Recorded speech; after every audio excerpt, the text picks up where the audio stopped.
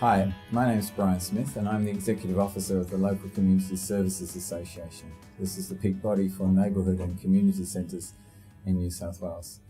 And with me today is Rich Harwood, the President and Founder of the Harwood Institute for Public Innovation. Rich, welcome to Australia. Good to be here, mate. Wonderful. Rich, you founded the Institute when you were 27. Mm-hmm. Why? What inspired you to, at that age, which is a relatively young age, to take this massive step? Yeah, it seems particularly young now that it's 27 years later. I think it was a combination of factors for me. You know, I had worked for some NGOs and I felt as though their missions were admirable, but we weren't really getting at the tough issues that communities faced. As we often say in our own office, they were afraid to get their fingernails dirty. And, you know, I'd worked on, by the time I was 23 years old, I'd worked on 20 political campaigns in the U.S., the last one a U.S. presidential race. And, you know, many of the candidates that I worked for were good and decent people, but the campaigns were not. They were about striking fear into people's hearts, about dividing us, about pushing people into corners, about being acrimonious and divisive, and in many cases telling untruths about their opponents. And I felt as though that was holding us back. And then, you know, there was a third factor for me, which is I had serious illness when I was a child, and I learned after spending many years in hospitals and in hospital beds about what it means to feel invisible, to not be seen and heard, to lose your voice, to lose hope. And, you know, but for some people I met along the way, some coaches and teachers who made sure that I didn't fall through the cracks and they lifted me up, you know, that was in part one of my first experiences that community actually is a common enterprise. And that, but for our ability to come together around people, to create a sense of purpose about what we're trying to do, like these coaches and teachers did, I don't know quite how my life would have turned out. So, you know, it's a combination of all those things plus my faith that propelled me to do this. And yeah, when I was looking back now, 27 seems awfully young, but at the time I was really driven to do this. That's a great story just in itself. You spoke about that personal experience of being excluded, of not having a voice. And I think in Australia today, there are a lot of people who have that experience. And our political system has, to a degree, almost encouraged people to think of their voice as being voting at the election, whether it's a general election or a state election or a local election. And that's democracy. How do we bring the voices of those who are not even used to feeling they have a voice into play?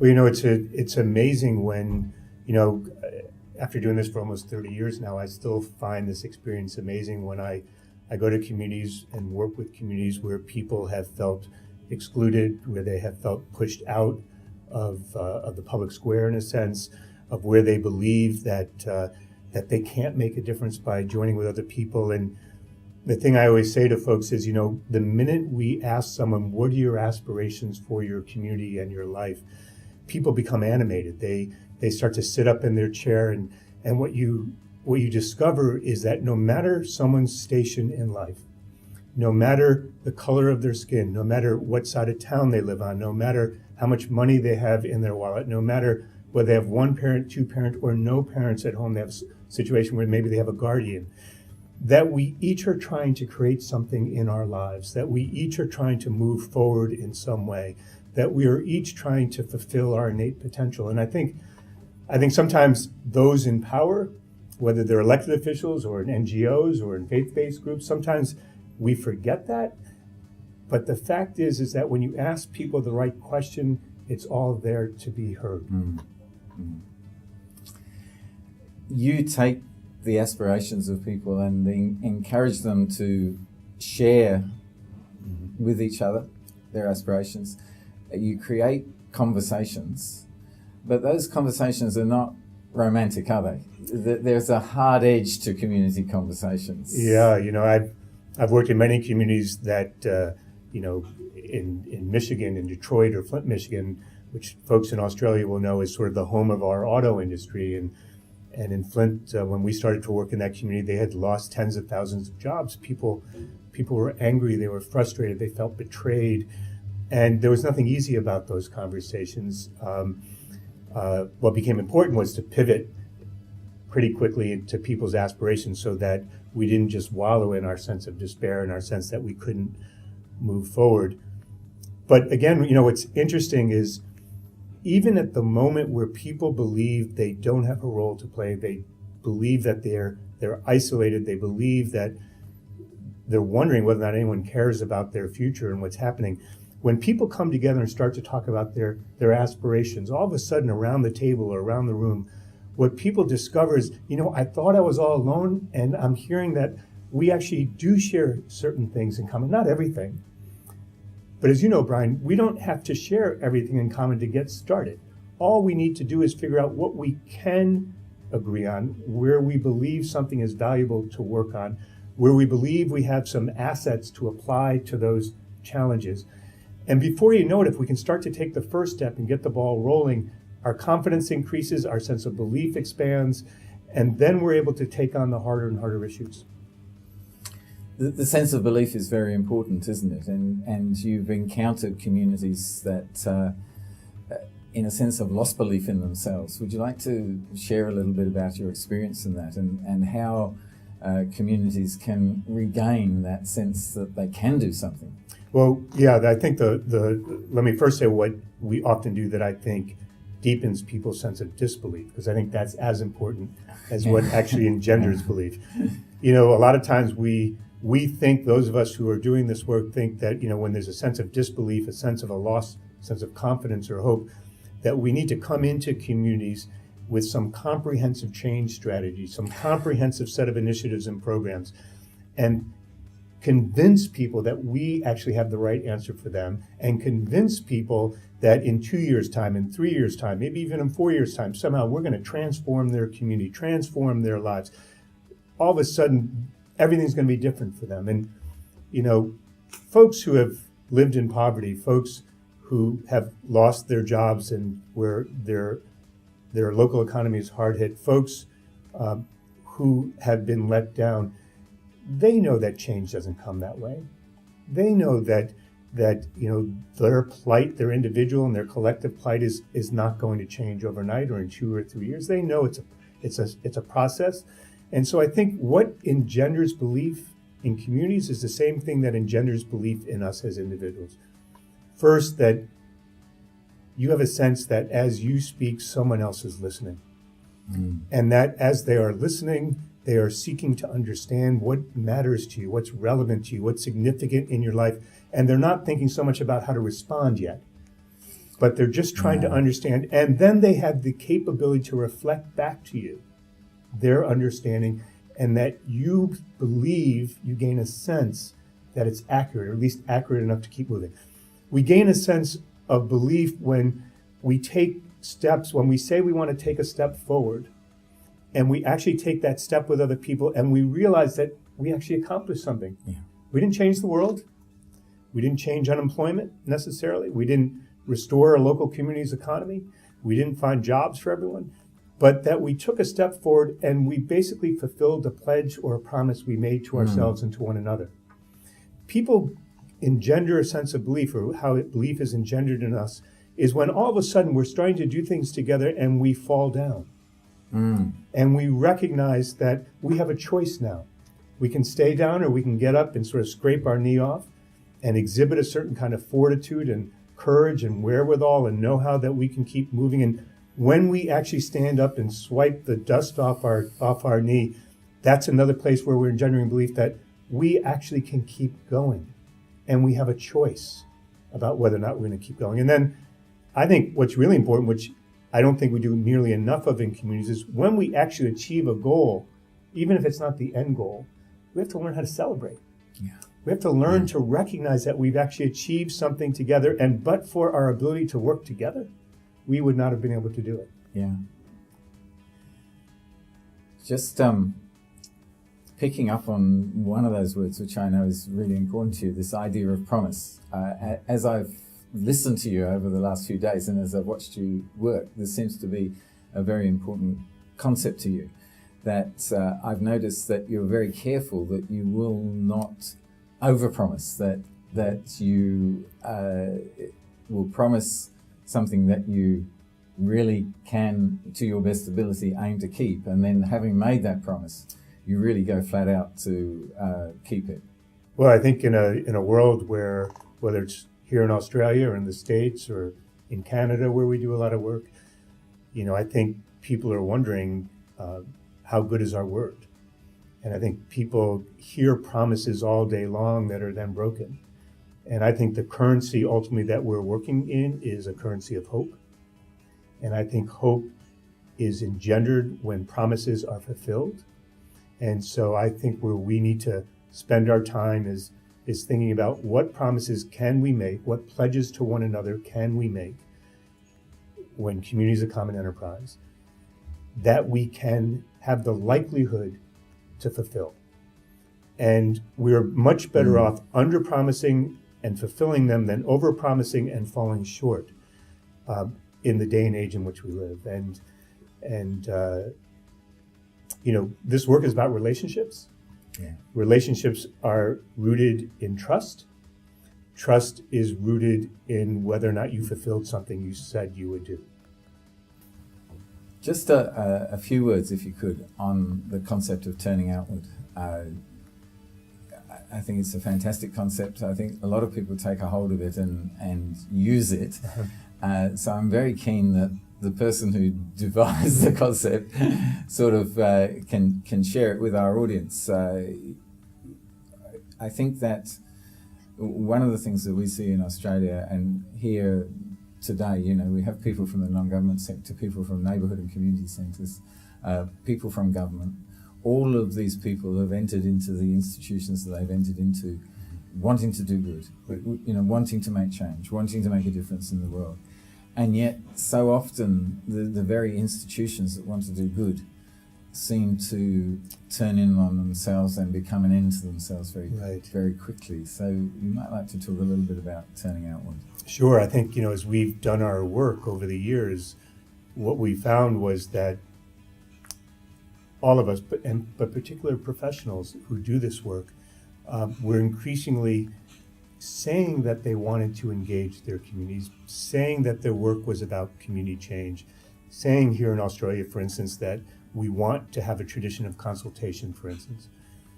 And yet what we found as we started to work with these groups was that they weren't turned toward the community at all. Their reference point was their own organization. Their reference point was their own program. Their reference point was their own initiative. Their reference point was how much money they needed to raise. Their reference point was how they could take credit. Their reference point was how they were jockeying for position with their so-called competitors in their community, who one would hope they'd be collaborative with, but we're all competing with one another. And what myself and my colleagues, what we came to understand was that if our reference point is ourselves, how in God's name could we ever have a deep enough understanding of the community that we're trying to serve if we're only looking at ourselves? How is it that we could know what matters to people if we're focused on what matters primarily to ourselves? How could we know what conditions are necessary to create for change? Because it's not simply about creating a new program or initiative. You've got to have the right underlying conditions in a community that can support change and propel it forward. Well, how is it that you could know what those conditions are if you don't have a deep understanding of the communities or communities in which you're operating in?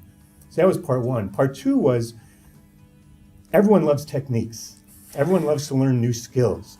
But the problem is, if your orientation is turned inward toward yourself, it doesn't matter what skill or technique you've developed, because you're likely to end up coming back to the same place you're already in part because of the direction you're facing, in part because how you interpret things.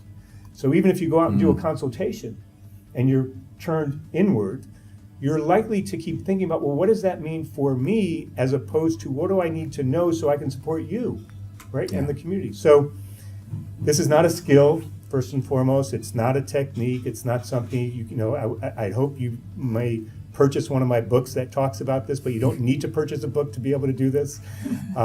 All you need to do is this. You need to get in a place, in a space where you feel really comfortable, whether it's outside, whether it's in a room, in your office, in your church, wherever it may be. And you simply need to think about, what direction am I facing in? Am I facing outward toward my community, where my community is the reference point for everything I do, and that ultimately drives the strategies I select, the partners I need, the funding I need to do those things? Or is our orientation primarily turned inward toward ourselves, where our conference room, so to speak, becomes our reference point, not the community itself? We've got to get straight with ourselves about which direction we're facing, because it drives our mindset, it drives our attitudes, it drives our behaviors, and ultimately it drives our actions. And all the folks that we work with, they're all incredibly committed to helping communities improve and to strengthen themselves and move people's lives forward. Many folks that you work with, Brian, have committed their entire adult life to this, to these efforts. And so it's not a question of intent. It's a question of what we're doing, and to align our intent with what we're doing on a daily basis. One of the things that we've experienced in Australia is this pressure to be both efficient and effective. And so we hear we need to be more efficient, and therefore government needs to use procurement processes that are contestable, that's competitive tendering. And then we hear that we need to be more effective, and we can really only be more effective if we work together. And so we now compete collaboratively and collaborate competitively. Right. But it seems to me that in many ways, if you hold tight to that sort of guiding star in terms of turning outward, that some of that becomes relativized, that you can sort of cut through that if you've got that community right at the heart there. Yeah, there are a few things I was thinking about as you were sort of unfolding this scenario. And one is, if you're turned outward, first of all, what I would say to the NGO community here in Australia is, if you're turned outward and you have a deep understanding of your communities, a deep understanding of the conditions, what matters to people, you are much better prepared to go engage our government officials about what it will take for all of us to win. We all want to win. The folks in government institutions who are writing these qualifications of work, they want to be effective. They want to use government resources well. They want to look good in front of their bosses and in front of the ministers and other folks. So let's keep in mind, first of all, that everyone wants to win. And how is it, and my sense is, if we can turn outward and have that knowledge, we're much more likely to engage in a productive conversation about that. That's one. Two, what I would say is, even when those constraints are placed on our work, it doesn't control whether or not we decide to engage people in our community. It doesn't control whether or not, it's our choice whether or not we have an understanding of the conditions in our community and how fast or slow change can come about. Those constraints don't tell us who are the right partners to work with, who actually do want to turn outward and who do want to collaborate in a genuine sense, not just to get the money, but to make a difference in people's lives. Those are all choices we reserve for ourselves. We don't need permission to act on any of those from anyone else other than the person you see in your mirror every morning when you're getting ready for your day. Those of us in these positions need to figure out whether or not we're willing to step forward. We have to decide among ourselves, within ourselves and between and among ourselves, whether or not we're willing to make ourselves visible. Because in order to make different choices, you've got to make yourself visible, because now you're accountable for what you just chose. But would you rather be visible and accountable and have a chance to succeed, or be invisible, unaccountable, but not affect people's lives? That's the choice for me. It's that basic. It doesn't have to get more sophisticated than that.